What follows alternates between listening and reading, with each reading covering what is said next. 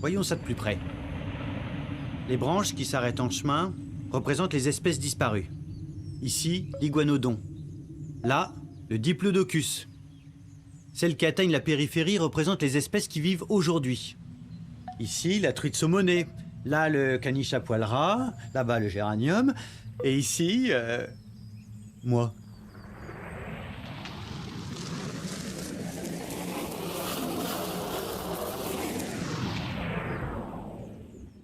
Voilà. Au lieu de trôner comme autrefois au sommet de l'arbre du vivant, je me retrouve au bout d'une branche banale, comme une vulgaire crevette. C'est légèrement embarrassant, mais tout ça parce que les scientifiques, depuis un siècle ou deux, se sont mis en tête de me traiter comme une espèce ordinaire.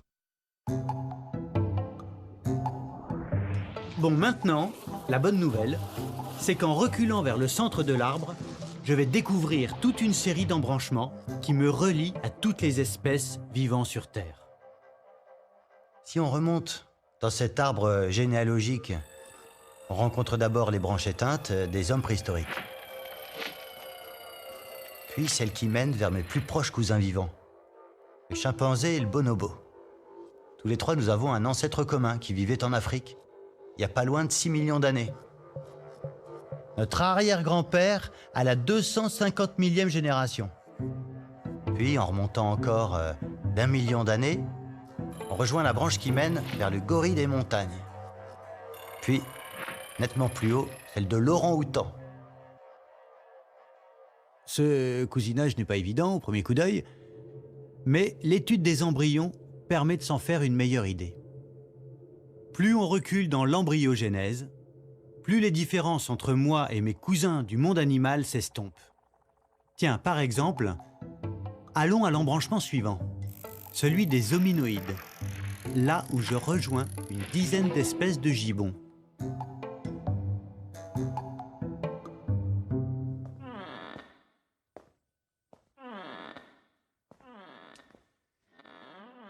Ce que nous avons en commun, le gibbon et moi, c'est un caractère spécifique bien visible.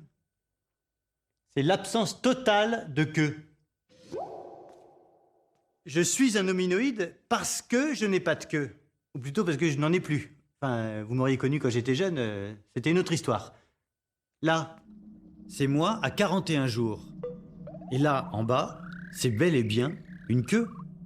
Sauf que pendant la 7e semaine, les vertèbres qui la composent s'atrophient et se soudent pour donner naissance à un coccyx, comme chez le gibbon. Aux environs de moins 25 millions d'années, la branche des hominoïdes, la mienne, rejoint une autre branche bien plus fournie, celle des 82 espèces de singes qui possèdent une queue, babouins, macaques, etc. Tous ensemble, nous formons la superfamille des cathariniens. Je suis un catharinien, comme le mangabé à joues grises, à cause de mes narines.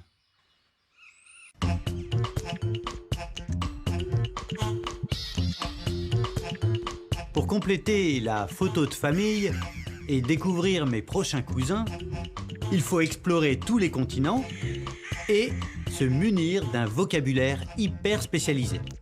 Bon, vous n'êtes pas obligé de tout retenir. Je suis un similiforme, comme le sajou versicolore, et puis un aplorinien, comme le tarsier de Horsfield.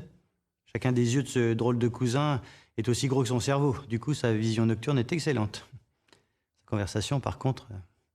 Et puis, comme le lémurien laineux, comme le propithèque, je fais partie de la grande famille des primates. 188 espèces différentes au dernier recensement.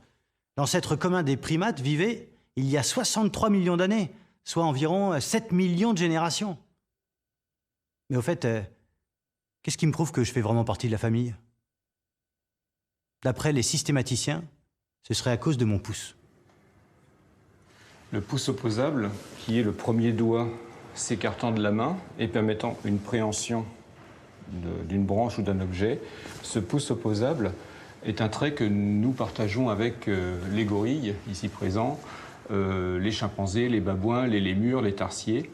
Ce pouce opposable n'existe pas chez les autres mammifères. Dans le cadre des mammifères, eh bien, cet écartement du pouce apparaît comme une innovation Une innovation qui a été léguée par nos ancêtres communs au cours de l'évolution. Nous avons donc un ancêtre commun. Et ce groupe d'animaux ayant cet ancêtre commun s'appelle les primates. Cette notion d'innovation partagée, c'est la clé qui permet de constituer des groupes et ainsi de classer le monde vivant. Et puis ça m'oblige aussi à modifier radicalement le regard que je porte sur moi-même.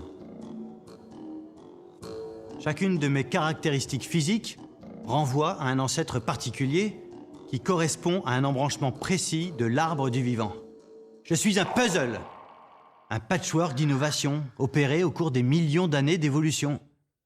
Il y a le pouce, bien sûr, mais aussi la station debout, le nez, la glande mammaire, le poumon à alvéole, la nageoire charnue, la symétrie bilatérale, la colonne vertébrale, etc., etc.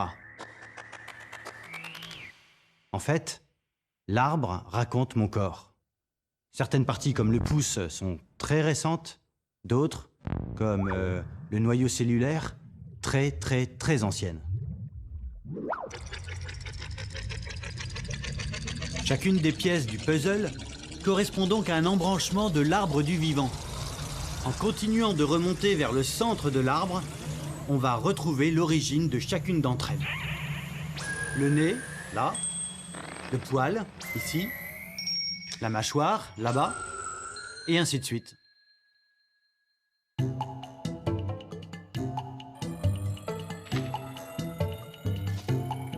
Après les primates, on rencontre les lapins et les autres familles de rongeurs.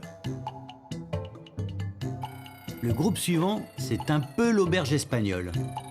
On y trouve en vrac le lion, le cheval, la baleine et la gerboise, le rhinocéros, l'oreillard vulgaire et la taupe des jardins. Et puis on arrive à un nœud bien plus exotique, celui des terriens. T-H-E-R-I-E-N. Notre ancêtre commun, au kangourou et à moi, nous a légué plusieurs choses. Attendez, je vais vous montrer.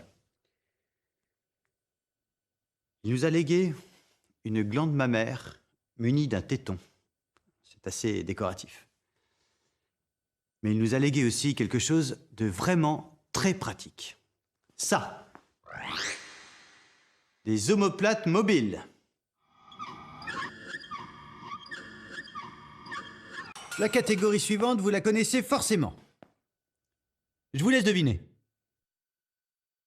Je suis un vivipare muni de poils, de mamelles et d'oreilles à pavillon externe.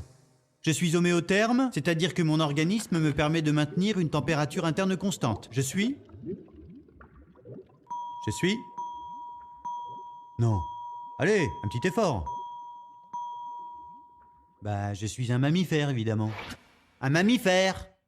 Entre les mammifères et le groupe suivant, celui des amniotes, de nombreuses branches sont apparues, mais toutes se sont éteintes. Les espèces ont disparu. La prochaine vraie branche, avec des vrais cousins qui vivent encore, c'est celle des amniotes. Je suis un amniote, comme le flamant rose, le serein et le toucan, parce que notre ancêtre commun a inventé l'amnios. C'est une sorte de membrane pour envelopper l'embryon et le protéger. L'embranchement suivant correspond à une innovation encore plus essentielle. Pour appartenir à la superclasse des tétrapodes, il faut un nombre pair de membres locomoteurs munis de 1 à 8 doigts chacun. On en connaît aujourd'hui 26 308 espèces, de toutes formes et de toutes tailles, de la salamandre à la girafe, en passant par le crapaud-buffle. Continuons. Nous voilà arrivés aux environs de moins 420 millions d'années, bien avant les tétrapodes et bien avant que notre ancêtre commun ne soit sorti des eaux. C'est pourtant à cette époque reculée qu'est survenue l'innovation qui a rendu possible la vie terrestre.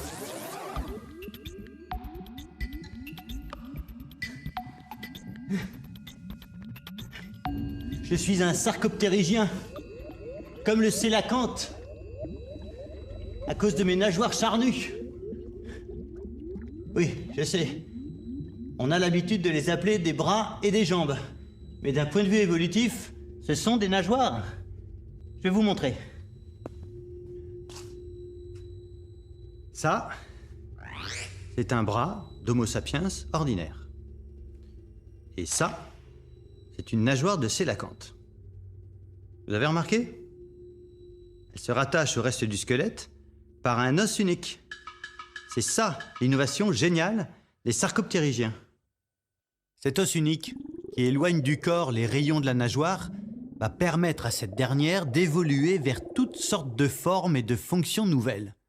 Marcher d'abord, et donc sortir de l'eau, mais aussi grimper aux arbres, et même voler.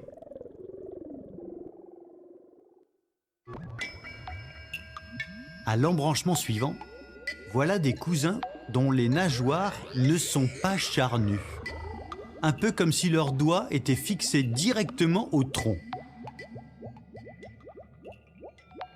Je suis un ostéichtien, comme la sardine et le saumon d'Écosse, parce que je possède de véritables os au lieu d'un simple cartilage. C'est à ce niveau que le nombre de mes cousins double d'un coup et atteint les 50 000.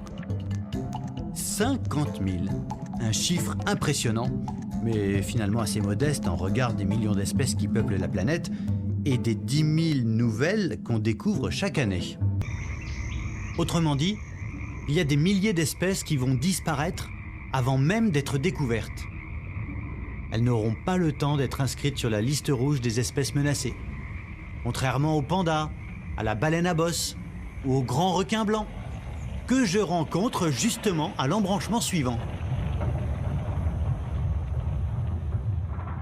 Je suis un gnatostome, comme le grand requin blanc, parce que je possède de l'hémoglobine, ainsi qu'une mâchoire grâce à laquelle je peux capturer des proies avec la bouche.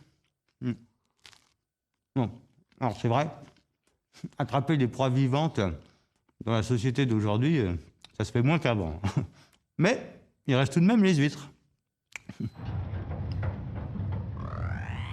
Je suis un vertébré parce que j'ai des vertèbres.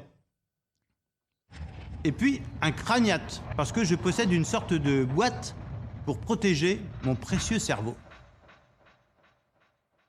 Avec les cousins qu'on va rencontrer maintenant, la photo de famille devient franchement cauchemardesque. Je suis, dans l'ordre, un craniate comme la myxine, puis, en remontant, un myomérozoaire comme l'Amphoxus, et puis un cordé comme l'Acidie, ce sac mou qui vit accroché au fond de l'eau. Là, on pourrait croire qu'on ne peut pas tomber plus bas, et pourtant, si. C'est un peu gênant de vous avouer ça, mais d'un point de vue topologique, je suis un donut.